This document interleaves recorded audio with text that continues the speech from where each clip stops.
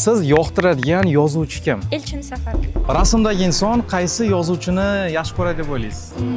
Sizga shans beraman. Rus yozuvchilaridan emas va o'zbek yozuvchilaridan ham emas. Lev Tolstoy. Yo'q, qaysi yozuvchini yaxshi ko'rasiz? Xalid Huseyni. Rasmdagi inson qaysi yozuvchini yaxshi ko'radi deb o'ylaysiz?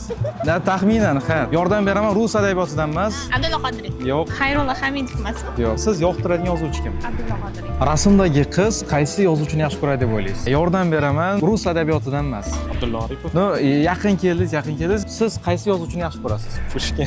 Pushkin. Rasmdagi bola qaysi yozuvchini yaxshi ko'radi deb o'ylaysiz? Mashhur yozuvchilardan. O'tkir Hoshimov. Yo'q, siz qaysi yozuvchini yaxshi ko'rasiz? Erkin Vohidov. Rasmdagi inson qaysi yozuvchini yaxshi ko'radi deb o'ylaysiz?